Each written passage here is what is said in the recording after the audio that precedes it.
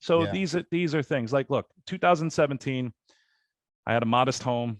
I had 2 cars. I had a mortgage on it. I had 2 financed or leased vehicles. Today, I bought my Porsche. It's paid for. I have a house, a beautiful house, 4 or 5 bedroom house. It's paid for. I have a lake home in Pennsylvania. It's paid for. I have a boat. It's paid for. I have my kids' college tuitions all paid for. This is in 2 years, Brian. Yeah. I was able to do this. I was able to go from just a modest living to what I currently have, you know, and it's possible. It's incredible. If I can do it, anybody can do it.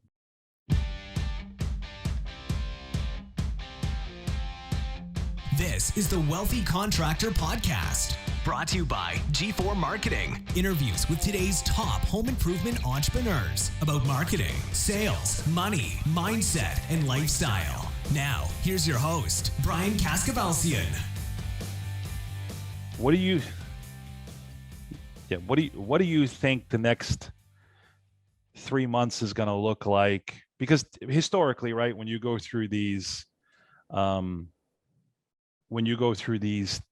recessions, they typically hit like in September or October, right? So do they? Okay. They do. Yeah, if you look back historically, they usually hit in September or October. For what I'm sure there's a reason to it, but they typically do. So what do you like? If you asked me a month ago, I was going to say, "Hey, things look good," and then Powell came out last Friday and he said, "No, we're gonna continue to raise those interest rates and basically do everything." He's stopped short of just saying we're going to throw the economy into a recession, right? Yeah. Well, we're technically in a recession, but just it doesn't feel like it. And I think what's interesting. So I've had this conversation a number of times. So last week, I was with a client that I think is going to do about $200 million this year. Wow. However, I said, so, what's going on with leads? And they said, well, leads have been slowing down since May, which I thought was really interesting. A few days later, I'm on the phone with, well, maybe I won't mention the name, but I'm on the phone with a client that's going to do 130 million this year. And he says, Brian, we're hitting all of our targets, no issues with leads. And these two companies sell the same product and they're in many of the same markets.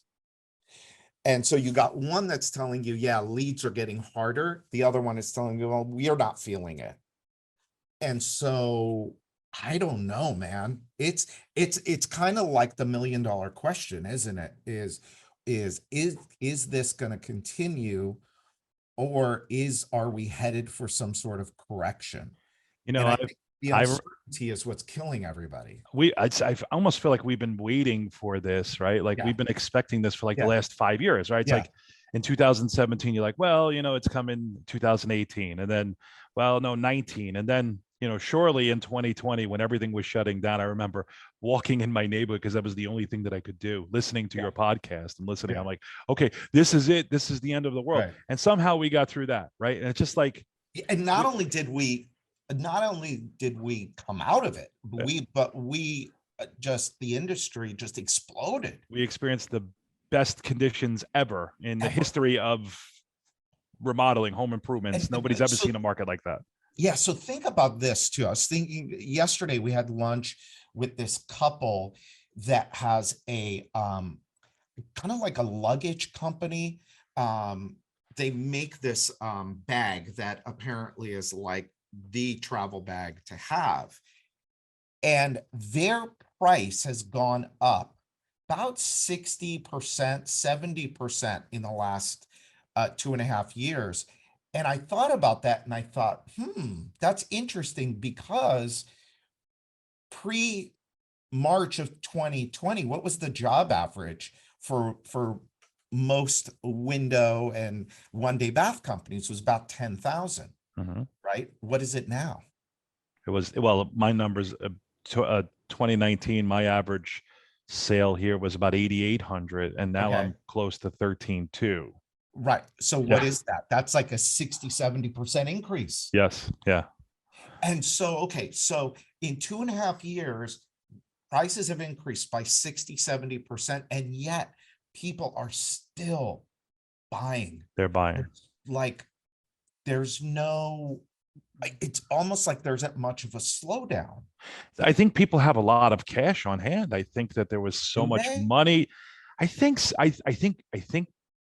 a majority of the people were paying off debts and saving money and Well, yeah, investing in but the that markets. was, well, okay, but that's, yes, that was I mean, I people may that be wrong. I'm were, no economist, but I don't really feel like I'm really hitting any resistance out there right now. Like it's I know, that, credit is still easy to come by. yeah. There's still haven't had any restrictions from Green Sky that we use. So Yeah. like my approval rating is still up near 85, 90%. So I haven't seen any tightening in the credit markets. Now this may be coming. Well, so I think there's two things to look at. One is that home values have gone up pretty significantly, right, over the last 2.5 years. So if people are sitting on a ton of equity, so my house, if my house, I'm just going to make a numbers up, was worth $400,000 before, and let's say I had a $250,000 mortgage on it. Well, now if my house is worth 500, 520, and I still only have 250, well, why not spend 20 grand to redo my windows? Yeah. Right. And the other side of that is, and we're still working. Everybody's working. Like yesterday, I think it came out that there's 11 million job openings, but the number of people to actually fill those job openings is only half that number. That's incredible, right? Isn't it? Yeah. So I guess so, unless there is like mass layoffs or something weird happens, 08 isn't going to happen again because people aren't over leveraged necessarily, I think, with No. their houses. I don't know, man. I have no idea. I mean, Whatever it is, it's going to sounds be like I haven't even an idea of what I'm talking about. it's going to be something we've never experienced before, right? Right. This whole And thing has been something we've never experienced. and I almost feel like it's going to come unexpectedly, right? Because we've been waiting for it so long, and we're going to think, Yeah. I don't know, maybe we're going to be sitting there like, oh, everything's great, and then boom. Boom. I don't know, Brian, or maybe it's never going to happen. Well, I don't know. hopefully What I can tell you though is I've been changing some things up. I've been preparing for it. And in the past couple of months with the marketing team, the sales team, we've been getting ready for it. We've been talking about, okay, let's just talk about what it's going to be like, what, some of the issues are. How do we get ready for that? Like, obviously you talk about it all the time. Leads are going to become more expensive, right? So like Google, AdWords, Facebook, all the stuff that you're currently paying for, that's going to shoot up, 20, 30, 50%, maybe even 100%, depending on your operation. So we talk about, okay, so, we've had such an easy time these last 2.5 years generating leads for about our issued lead cost typically hovers somewhere around $300. Let's expect that to go up to $400 or $500, right? Yeah. Which I believe is the industry average now, correct? Now I think it's somewhere around 4-ish. Yeah. So we typically did a little bit better than most companies because a lot of it is in-house. But we're talking about, okay, so this is obviously going to go up because leads are going to be more expensive because there's going to be a lot less of those leads. So how can we start to subsidize that, right? So how can we find other ways to maybe generate more inexpensive leads? So we started talking about like, hey, well, let's build out our organic content on our website. Like we have a really cool website. We have about 80 total pages. We talked about like possibly even tripling this thing by the winter, right? Because when you're doing organic content, right? When you're relying on, when you're writing blog posts or pages, it takes a while for the search engines to kind of pick that up and start to really rank, right? It's not like you can just go on, set an ad budget and instantly receive leads, right? Organic is more of a long-term strategy. So we're trying to get out in front of that. And that's just an example of like kind of like the stuff that we're doing now today to prepare for that. And listen, if it never happens, it's only going to be even better. We're just going to be stronger. And this is the thing that we've talked about is be prepared. Don't be prepared. surprised. And it's, and it's going to be the companies that think that this is always going to be like this, especially the people. So the funny thing about these last few years have been these people. I just saw one yesterday and it annoys the crap out of me. But some guy started in business 3 or 4 years ago, like you, right? Mhm. And he's become, I guess, successful, right? By the way, everybody, you just joined us as me and John Kolbaska from the Men with Tools are just having a conversation. And I did no introduction or anything, John. Welcome. Thanks for being here. Appreciate it. John Kolbaska is a great friend of the Wealthy Contractor and G4. You're in the Wealthy Contractor Mastermind Group. You run an incredible business in New Jersey. And anyway, so now you're, to the listener, you're catching us having a conversation. So anyway, so it's like, people all of a sudden now think that, oh, I got this thing all figured out. I've been in the home improvement business for 3 years. I'm doing $20 million a year. I must really know what I'm doing. And as well as I do, because we've been in the business a little bit longer than 3 or 4 years, that this is not normal. And if you think that leads are always going to be this easy to get, when it changes and it shifts, you are going to be in a world of hurt. Yeah. And so I think it's very, very smart to prepare by widening, I guess, if that's the right way to say it, the number of lead sources that Looking for new lead sources. Right. How are you going to get new leads? And look, if your business is dependent on 1 or 2 of anything, you're in trouble. Yeah, I And think I heard you say at the mastermind meeting that the most dangerous number in the business is 1, right? 1 lead source, 1 salesperson, right? Just to clarify, one key person, one key client, one. You did say, I've been in business for 3 or 4 years with this company, but this is my second company. And then you did mention that I've been in the business a long time. So yeah, this is not my first rodeo. So yeah, I mean, it's like I said, right now, we have about 5 or 6 good lead sources that produce pretty consistently for us, right? Yeah. And we know that we can invest more money and we can scale that, right? But we're expecting those lead sources to become more expensive. So we're looking for other alternatives, right? So we're looking at, and something that we've been doing recently, we've been having a lot of success with. But he was mentioning about, the outsourcing. And we've been doing the outbound call center through the Philippines. And there's, yeah, and it's pretty cool. There's a company called Connexio that we've been working with. And we've hired 3 full-time outbound sales agents in the Philippines. And we pay them, it's $8 an hour. Yeah. And they consistently are producing between 5 and 7 set appointments per rep per day for us. Yeah, and that's amazing. Yep. And about 50% of them are sticking. So we got about a 50% cancel rate, but still. Yeah. So you look at that. So it's $8 an hour, and they work hard. It's all outsourced. I don't have to worry about any, payroll taxes or anything. Like, we pay them directly. It's totally legit. It's you're not breaking any laws here by doing this. Each person is producing 5 to 7 leads per day, per shift, per 8-hour shift. Yeah. And we about run them from 11 a.m. of those stick. 11 a.m. to 7 p.m. We run them 5 days a week. Those are $20 leads. They're $20 raw leads. Yes. Yeah. Yes. Nice. Now, that's not the fully loaded cost, but still, I mean, let's say it's $50. That's amazing. And here's the thing too. They sell between 30 and 40%, just like a regular inbound. Just like a regular, of course. But again, it's a mindset shift, right? So like, if your sales staff doesn't believe in that lead, right? They say, well, this person's not ready. They didn't contact us. If you let that permeate into the sales staff, you can have a sales staff that struggles with it, right? So it's mindset, right? So like, if you have a properly trained sales staff that are trained with how to deal with the outbound lead, like a cold call lead, and you teach them like, hey, listen, there's these advantages and these disadvantages, but mostly these advantages, they're just talking to you. They didn't call anybody. And all you got to do is just figure out a way to have them really fund the project, right? So if you have a partner like a Green Sky or a Synchrony Bank, and you can provide that for them, and there's a need,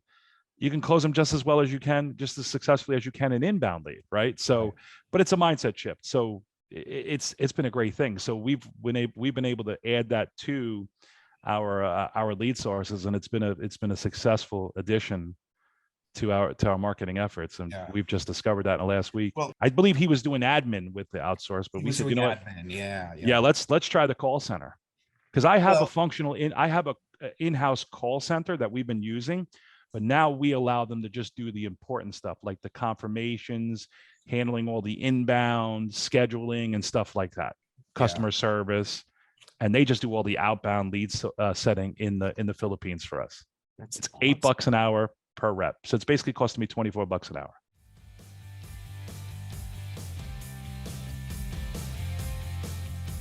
All right, so your team has just completed another project at a customer's home, and of course, they did an incredible job. So what's next?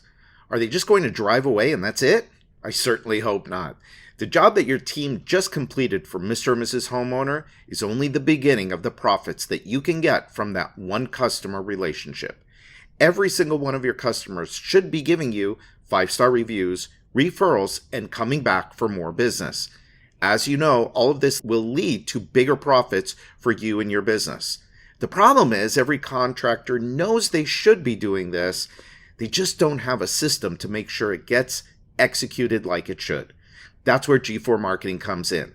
Our team takes this process off your hands and executes it consistently on your behalf. That way you know that Mr. and Mrs. Homeowner are receiving a thank you from you. They get keep in touch newsletters and emails from you, and when that next opportunity to refer you comes up, your name is at the tip of their tongue. You can get your free demo from my team today. Just give us a call at 305-856-8788, and we'll walk you through what a relationship marketing system could look like for you and your business. That's 305-856-8788. Now let's get back to this week's episode. Taking notes here. One of the things is that companies have to get good at making leads. So there's make leads and take leads. So take leads are, I'm going to place ads wherever I'm going to place ads. Make leads is I'm going to physically do something to go after somebody who didn't wake up this morning thinking about windows or bathrooms or roofing or whatever. And I think the companies that can do both are really going to do well. And here's what you find too: the companies that that go after lead aggregators like Angie's List, Modernize, right? So these companies that are advertising and pulling in this information and selling you the lead. Really, the only way you can really be successful with them is to have that call center, that staff in-house, right? So that's more of your in-house. That's not something you should really let the Philippines handle. Or maybe you can, I just haven't tested it, but you get that lead, you got to call them right away. Then if you don't reach them, you got to have a cadence, right? You call them every hour for the first, for the first day, maybe every hour for the first 3 days. And you're calling in order to set that contact rate, right? So a lot of contractors, I learned this many years ago before I had a call center. I was like, oh yeah, I'll buy these leads. And I'd be like, this is junk. I can't reach anybody because it was just me on a cell phone getting a text message in the middle of installing Windows. I called them once or twice, and then I was getting on the phone with my rep over at the time it was Home Advisors and saying, yeah, these leads stink. They're terrible. And he's like, well, how many times you call them? Yeah, you got to give me credits. And then I realized now that I have a functioning call center, I have 5 people in an office in there. Well, now rather than setting an appointment with 3% of them, now we're setting 20-25%, and the numbers make sense. The numbers work. Right? So 20 is good. 2025 is really strong. Yeah. But one of the things, John has been on the podcast before, and he was a guest on a panel at Accelerate last year, or this year, I should say. And one of the things that we talk about all the time with you is you didn't try and go figure out a whole new way of doing this business. No. You went and looked at, well, what are the really successful people doing, and why don't I just do that? And you completely got your ego out of the way, which I think gets in the, people's way. And what a business you've created over the last 4 or 5 years. I mean, I have a high school education, right? I'm not supposed to be doing these things, right? Yeah, but you have what is it? A PhD in like the School of Hard Knocks. Hard knocks, but still, Yeah. I mean, if you ask anybody, I'm not supposed to be doing this, right? And it's not something that I figured out. Like I said, I attended the first Accelerate, and I remember you saying it's going to be like drinking water from a fire hose. And I was just sitting. I showed you the notes, I believe before the last podcast, I had like 8 pages of notes, and I went back and I said, you know what? Here it is. Here's the answers I've been looking for. And I realized, I need to create a set of a USP, a selling system, how to create all of these things. I went back and like I said, I created all of these things. I didn't create them. I implemented them, right? I learned it at Accelerate, listening to the podcast. Yeah. And I just did it. Right. And then that's when the business turned around. I went from, like I said, 1.9 million, I think in that first year. So it was 1.2, then it went to 1.9. And last year I did 5 million crossed the $5 million finish line on the very last day of business in 2021. Right. And this year we're going to looks like close to about 7. Yeah. So, but I would have never been able to do this if I wasn't introduced to, your network, Brian, Accelerate, all your guests, the podcast. That's why I freely come on this podcast so that I can give back, right? When I go to Accelerate, I have people that talk to me. It's like, here, I didn't figure any of this out. This is what I've learned. Do it. If you do it like I did, you can do the same thing. Yeah. So let's talk about some fun stuff. So you and I, last week we were texting, and you sent me a picture of you finally got the car that you ordered. How long ago? We talked about this, 6 months ago? Yeah, I ordered it a year and a half ago. Oh, a year and a half ago. Okay. Mm-hmm. So it finally came in. You texted me. It's really exciting. So tell us what you got. Yeah, I have a Miami blue. Miami blue. I figured you'd like that. Yeah. A Porsche 911 Turbo S. So that you've wanted for how long? For 20 years. 24. I was 24 years old. I had a friend that I had graduated high school with, and at the time he was a stockbroker, and I was installing Windows. And I saw him pull up in that Turbo S, and I said, "Oh, that's a beautiful car. I want one. I'm going to get me one of those one day." And it took 20 years, but I finally just purchased it 2 weeks ago. Yeah. That is awesome. And no finance, paid for it cash. Yeah. Well, look, so one of the things too about guests that come on the podcast, and I've said this to the listener before, but I'm not going to introduce, me and John would not be having this conversation if that thing was financed, but like to the hilt, like a lot of people do. Right. And I didn't drain my savings to pay for that. That was a very small portion. So look, things have happened over the last, 2 or 3 years. Business has been really good. In 2 weeks, we've got I'm not sure if this is going to go out before that or after that, but we have the profit workshop that we're doing. Again, me and Mark Curry are doing again. Which I'll be at. Yeah, you'll be there. You were there last year, but the school, what do they say? School is never out for the student. Mm-hmm. And what's funny is I tell you guys this all the time. I learn as much as you guys do when I'm like the person in the front of the room, because I got to put all the material together. I got to think about my own experiences, my relationship with money, because part of that workshop is, we can teach you how to make the money, but unless you have the right mindset for receiving the money, it's going to be really tough for you to make money and to hold money and to create real wealth. You have done an amazing job of this. Like when you got out of the last business that you were in, you grew it, it wasn't making money, you got out of it. You weren't a rich man. No. You had to go back to work and you had to figure this thing out. And so let's talk a little bit about that. Well, first off, how is your life different in terms of finances than it was, say, what, 2018 or 17 when you sold the other business? Yeah, 2017 is when I more or less got serious, when I opened my retail showroom in Staten Island for this company. So it's when I kind of got real serious, when I decided to really go out on my own for the first 2014 to 2017, first 3 years. I was subcontracting installs for like Lowe's, Home Depot, renewals. So I was relearning the business, because the previous company was a flooring company. So I just took like a 3-year training period. So 2017, I have no more stress, Brian. I mean, I wake up every morning. I don't have to worry about the mortgage. I don't have a mortgage. I don't have to worry about, I have 3 young kids. I don't have to worry about college. It's already all paid for. It's already there in the savings.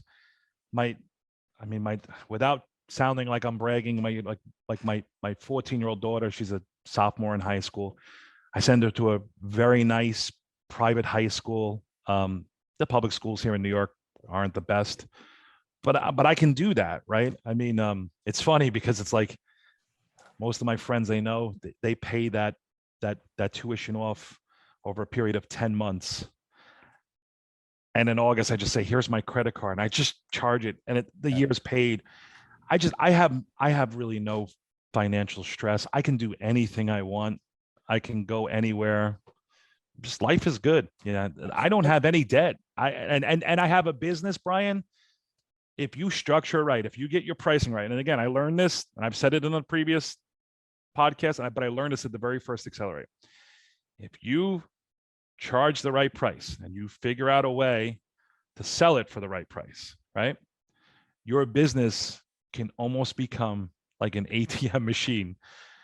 It will just produce money you need to live. And it's a great feeling. You can go back to the ATM machine if you need it. You can take it, you can structure, you can save it. Well, I never thought I'd experience this, but it's wonderful. Well, and what's beautiful too, and part of the reason why we're having this, and I thought this would be a good conversation to have, is you don't have a huge business. I mean, look, in the grand scheme of things, only I don't know if you knew this stat or not, but less than 4% of businesses will ever get to $1 million in revenue. Less than 4%. I think it's less than 1% will ever get to 10 million plus. Now you'll be, if you choose to, you'll be at 10 million in 2 years, next year, 3 years, whenever, and end of 2023. Yeah, that's the goal. But it's going to be a choice. But here's the important piece of this is that you have done all of this with a relatively quote unquote small business. I mean, oh yeah, if you do a $5 million business right, you become a millionaire at 20% net profit. You're netting you're netting $1 million right now. Yeah. But and you become a millionaire if you do it. And if you listen, an ATM machine, it gives you $1 million a year. Yeah. If you're smart with your money like you are, you don't get nuts and you don't spend, oh, I'm making $1 million, I'm going to spend 700,000. And then you get your tax bill and then now you're negative. No, you're smart about it. You're a millionaire in 2 years. Brian. And then it just starts to really accelerate. You can buy the big, beautiful house, right? And you can pay it off in cash. Yeah. So 2017, I lived in a modest 3-bedroom home here in New York. It was probably a $500,000-$600,000 house. This previous year, I just bought a house that was more than double that, right? Paid for, right? If you structure it right, just like I said, right, you can pay off the house. You can have all of these wonderful things. Yeah. But it's a 20% net profit. At 20% net profit on 5 million, it's $1 million. $1 million income. It's $1 million a year. You're a millionaire right there, right? Yeah. But you have to put things in place. Like I monitor my LMC, right? We talk about that I learned this last year at the Profit Center Labor and Material Commission with Mark Curry. So I watch my top line revenue all the time. Every single day we produce a report that says, okay, what was yesterday's installs? We run like kind of like a post install report. So I know if I'm monitoring that, and then monthly I'm looking at my P&Ls, I'm monitoring my fixed expenses, I know I'm going to be somewhere in that 20% net target, right? Right. We do that. We inspect that every single day. And Yeah. I know as long as I'm there, I'm going to be within a point or two. So I know that I expect to get 20% on all of my revenue because I do that deliberately. I have all of those systems set in. Well, and you understand LMC, Mhm. what number it needs to be, what you can spend on marketing, where your overhead needs to be in order for you to put that money to the bottom line. Yeah. I mean, it's It's a material, formula, right? but it's like formula. we used to use material cost, all in material cost times 5, right? Yeah. You want your material to be 20%, right? And then you figure your labor is going to be somewhere around 10, 15%. You got your marketing at about 10% or less, right? You're tracking all of these. And then you got your general overhead, like stuff like 20%. If you know you have all of that, you're going to be somewhere in the 20% net profit. So you structure those things out and you track them. Like you don't just go wake up every morning like I used to do, look at your checkbook and go, oh, I got $100,000 in the account. I'm doing great. How much of that is really yours, right? So you got to have a real understanding. You got to have a bookkeeper. I have him on staff. Before that, I had to hire my accountant. You have to look at your P&Ls monthly, quarterly. You have to track that stuff, right? In order to realize that real 20%. But here's the thing, Brian, 20%, but I also, in the overhead, I pay myself a salary. Well, yes, of course. I'm glad you brought that up. You Right? got to pay yourself a salary for the work that you do, of course. So some people, they won't pay themselves a salary. They'll go all year and they'll just write, some checks and they'll go, okay, that's the profit. No, you should be paying yourself a salary that you need to live personally, right?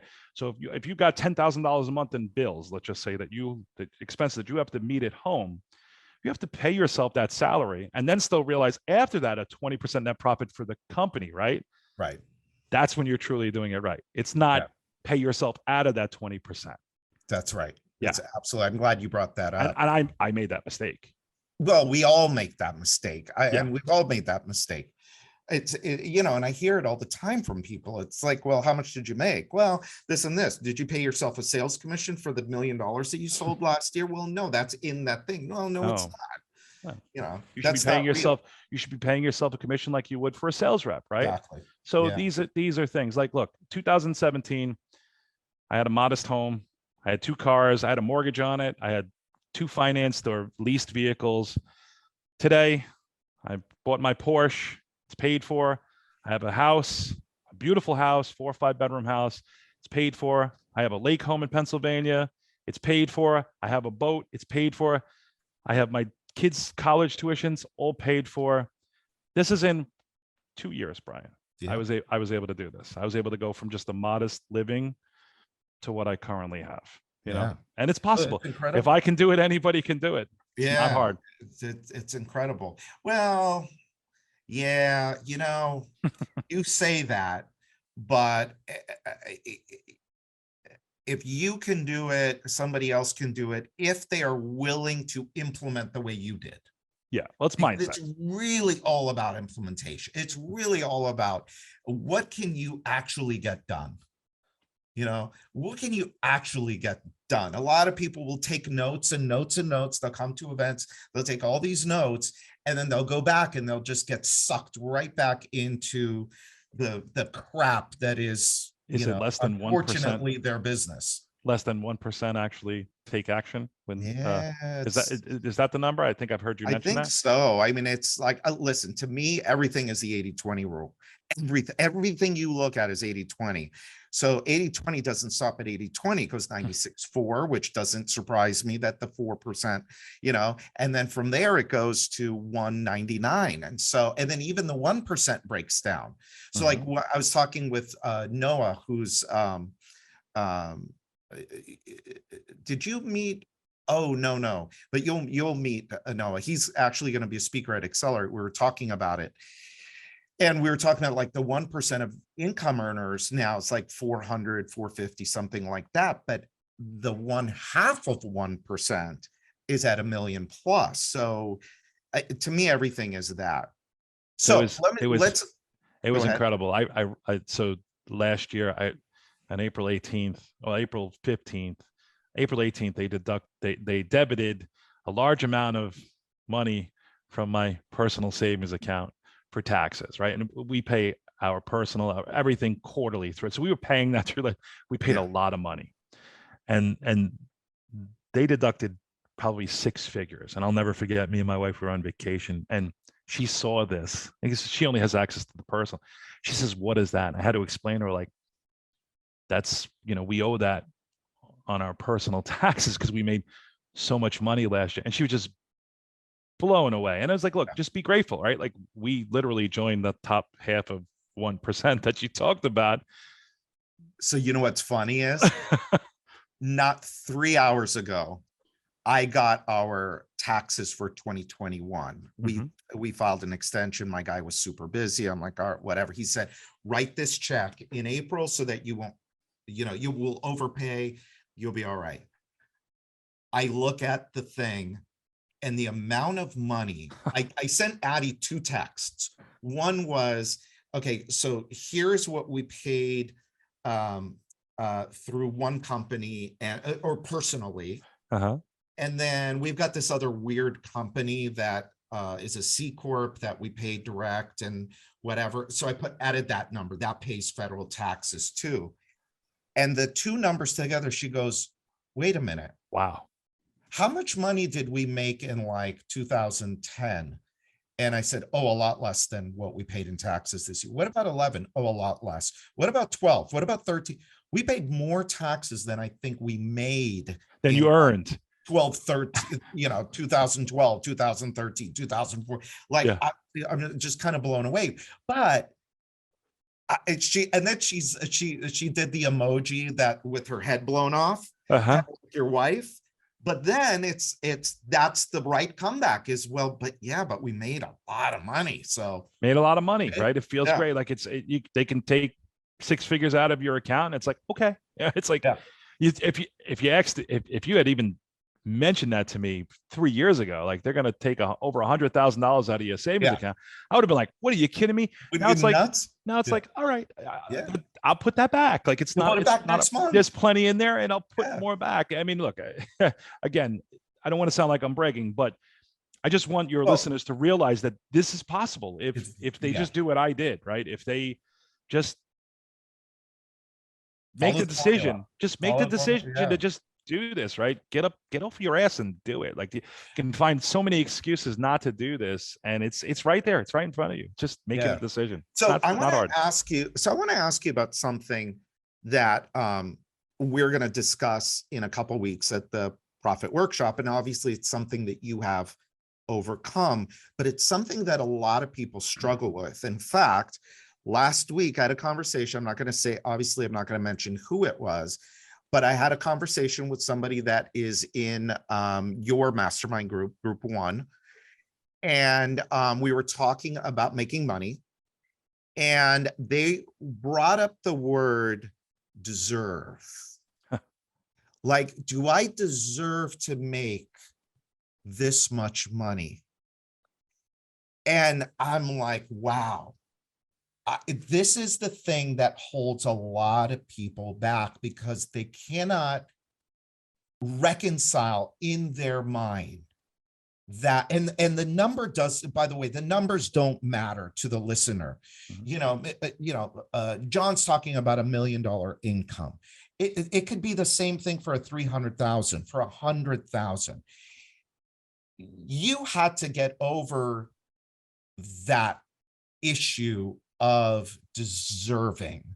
Can you talk a little bit about, like, first off, did you even think about it? Did it ever impact you? Do you ever think about that today? Well, I mean, I wasn't born with a silver spoon in my mouth, right? So I mean, I grew up in a home with very little, similar to like Mark Curry's story where he showed the picture last year. He grew up in this modest home with, so I think Modest. I- Modest is nice, is putting it nicely, all right? right. Well, similar to Mark Curry. Yeah. Yeah, we didn't have much. So I think it's a learned thing, right? It's the poverty mindset, right? It's like all Yeah. that head trash. It's learned from years and years and years of experience. Unfortunately, most of us have that. It's learning to correct that mindset, right? And I more or less, it took going to Accelerate and meeting a bunch of other people like you know, Earl Ron, Patrick Kabala, Scott Berman, all of these guys that are there that are just doing these large numbers to say, okay, you know what, this is possible, right? Yeah. So that's all it took for me, was to be able to just see the example. Well, but possible is one thing. Another thing is saying, like, I'll do this. The exercise that I've got, that 4 numbers exercise, where Yep. boy, I ask people to really think about, well, what is it? How much do you really want to make? Mhm. You know, and I did a version of that exercise. That's where it came from, is I did a version of that exercise to get out of that head trash and start to get more into a place of, well, what do I really need? And then let me work from there, or what do I really want in terms of income?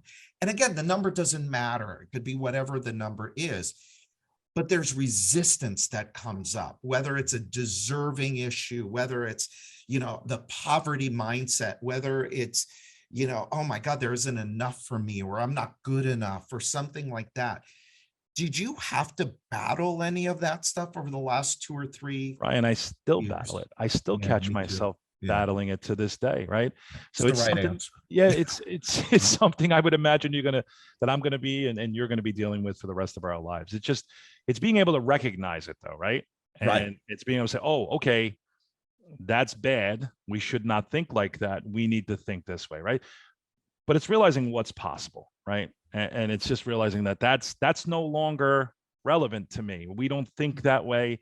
The mindset is shifted.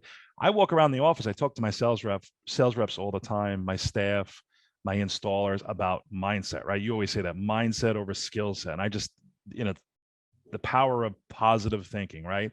And point out to them, when they have that head trash or that poverty mindset. I just say, hey, where'd you first come up with that?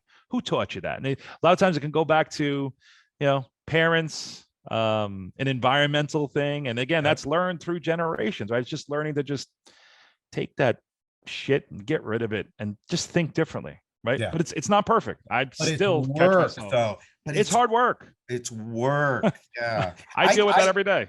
It's funny. I, in a lot of ways, think that work is harder than the actual work of the business, because the business is, again, it's pretty mechanical. Mhm. You can get the answers. By the way, if I can share with the listeners what I told that the person that had that deserving thing come up, and I asked him, I said, do you take good care of your clients?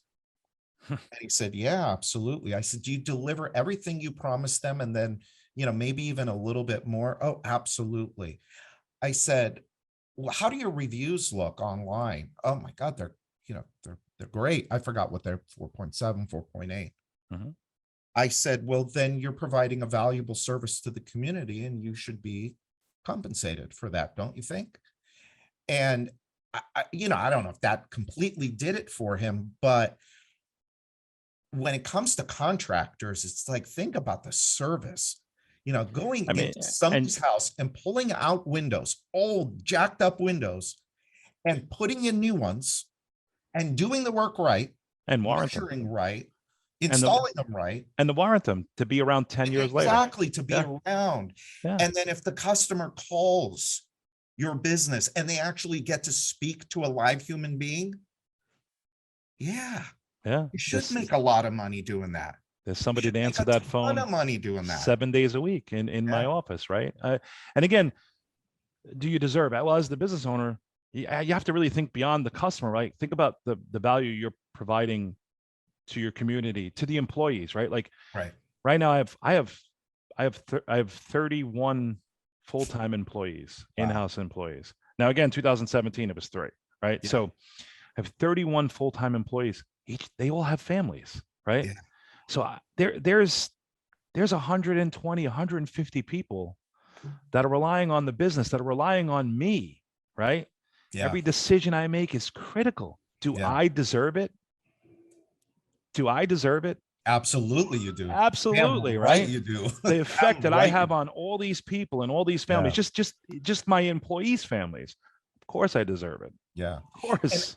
As your business grows, and it's interesting. So if you look at business, a lot of times we'll look at it as just numbers, but it's homes that you are impacting. So at 5 million, you did 400 jobs or 300 homes. At 7 million, it's going to be 500. I'm just whatever the number Mhm. is, but that's more and more value to the community, more and more value to the marketplace. So of course, that means that as the owner, you should share in that increase in value. Mhm. You should be compensated in proportion to that increase in value that your business is providing. Yeah, yeah. And then, I mean, like I said, then you get to kind of have your little fun pet projects, right? Right. Like we set up a foundation, the Tools for Good Foundation. So we donate to local charities. We donate some time for people that may be disabled. Like we just did a project for a gentleman. He was homebound for 3 years. He was diabetic. He was in a wheelchair. His wooden ramp for his wheelchair was completely rotted out. And he called us and he said, look, this is my story. And look, we're not handymen, but Yeah. we can do the service. We had to go buy a $60 piece of plywood, $100 in material, and I sent the carpenter there for an hour.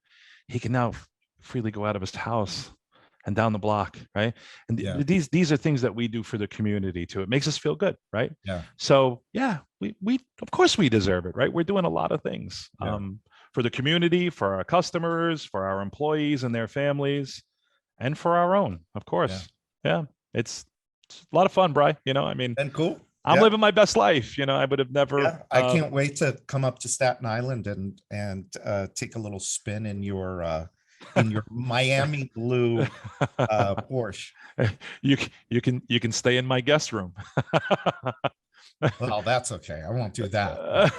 I You will. and I Addie. will go with you for a spin. It's a lot of fun. It Yeah. really is. It's everything that I want.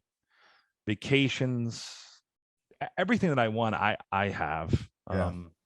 Well, and that's a whole nother conversation. It's like you see people that have this was me at least, jets and helicopters and 5 houses around the world, and and it's like you think about it, and I think you get to a certain point, I think you're there now too, is I probably could have those things, but do I really want those things? And am I willing to do what I need to do in order to make all of that happen?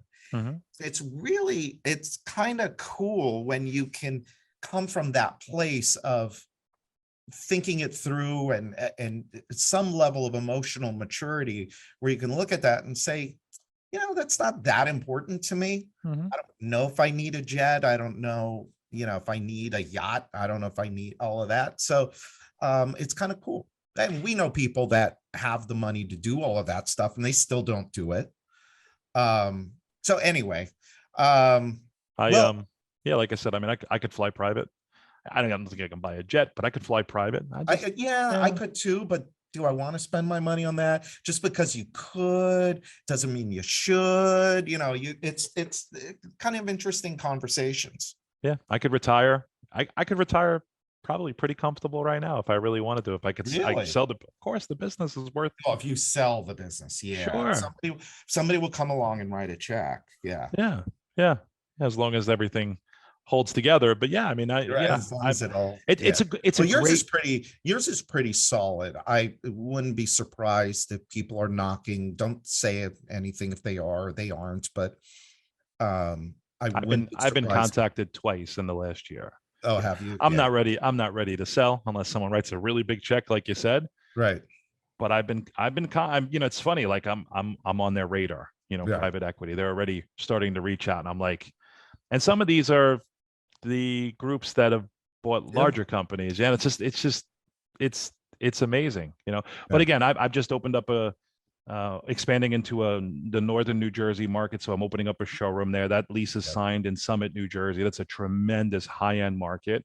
Yeah. And then we're expanding down, and right now we're looking to sign another lease in Red Bank, New Jersey. So I'm going through all this expansion right now, right? So I'm going Nice. from one When is showroom Summit to going to three. be set up? When is that showroom going to be ready and operational? Just waiting for the towns with the permits and stuff like that. They just basically what they did is they had to deliver me a vanilla box. It's there, just waiting for the town, the people there, the inspectors to just finally sign off on it, and then get our signs up, and which is probably going to be another permit, and then get our displays. And so we're looking at probably this is the end of August. We're looking at when we record this, probably first week of October, I'm thinking. But I figure each one of those showrooms can, like my Staten Island showroom is 5 million. Each one of those are 5 million minimum a piece, right? I'm going in a larger market. Well, not a larger market, but a higher end market. So 3 showrooms, just naturally, we should be able to do 15, 20 million, crack that within a Well, 2 and it's years. also another, it's another, oh God, what's the word I'm looking for? Is It's my best lead source, by the way, showroom. yeah, it's Yeah. just you're adding another lead source. I don't know, the word escaped me, but diversifying your It is my lead. best. It is my best lead source. So we do try to drive our traffic online down to the showroom down and to the showroom, down to the showroom. And everybody that goes to the showroom and sets an appointment there, we close them at about 50 to 60% on average monthly. Yeah, where they have 30% from other other lead sources. So we figure, hey, like let's go there. And again, we talked about this, I think, last time about we knowing your numbers, our break-even point. So we know that each one of these showrooms are going to cost us around $12,000 a month, all in. That our break-even on that is about $24,000 based on. So if we can sell 2 jobs, even in a recession, we're not going to lose money there. We're not going to go into the road. We may not make money, but we can hold on, right? Yeah. So again, knowing the numbers, right? Being aware of our numbers and the way it works, we can make these decisions more confidently, right? If you asked me 3 years ago, I would have said, no, we're going to recession. I'm not opening up showrooms. Right. But I know even in the worst of times, I should be able to sell 2 jobs out of each one, minimum. So we got to wrap, but Yeah. you know what's really interesting too is, and I've noticed this with myself, is your level of confidence in yourself and in what you've built. And that is a cool byproduct of, I don't know if it's so much of the byproduct or if it's what you have to work on, or if it comes and then it becomes a byproduct and you build on it or whatever, but you've given away a bunch of your quote unquote secrets without any fear that someone's going to come along and, rip it off or, open up shop across from you or whatever. And that's also a very cool place to be. I mean, financially, professionally, we're talking a lot about confidence. And then of course, personally, you have a wonderful family, you have a great wife, great partner. And so when you look at life financially, things are going good, you're confident about the future. Professionally, businesses, you've got the fundamentals in place, it's working, you're not afraid, you're prepared. If things happen, you're going to be prepared for it because of all the things we talked about. And then of course, personally, It's Brian, it's experience.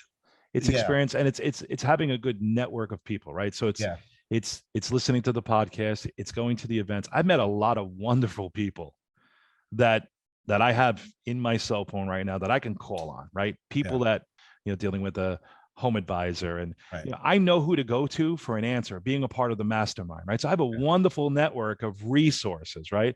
I have mentors like yourself. If I have a question, right, a problem, I can usually find the answer. Right. 3 years ago, I didn't know where to go. I went to the Apple Music Library. I discovered you, and here I am. Yeah. right? So that's where the confidence is. I know I can find an answer to Yeah. pretty much any problem. Yeah. Well, this has been awesome. Thank you so much, John, and you'll be back again. By the way, Accelerate, we haven't started selling tickets yet, but I think the end of September. If anybody's interested, go to accelerateevent.com. It's going to be February 7th and 8th in Make Fort sure you go. It'll Myers. change your life. Yeah, John will be there. You can meet John. And I really think, I say it all the time, yeah, you get a lot of good stuff from the stage, but I think the breaks, the hallways, lunch, there's a reason why we do breakfast and lunch. It's because we want people to network. We want people to meet others and learn from others and create friendships and relationships. And so it's worked for you, and that's amazing. It's awesome. made me a millionaire, Brian. Thank you. Well, you did a lot of work. Well, thank you, my friend. I appreciate it. Thanks for being here, and everybody listening. This is, until next time, this is Brian Kaskavalcian with G4 Marketing Group, and this is the Wealthy Contractor Podcast.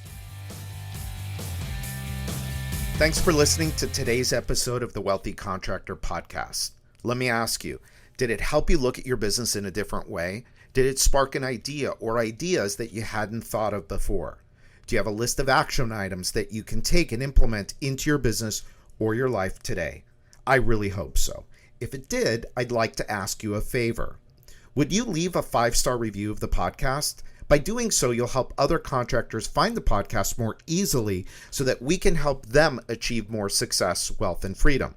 And before you go, make sure you subscribe to the Wealthy Contractor Podcast so you get access to the latest episodes as soon as they're available.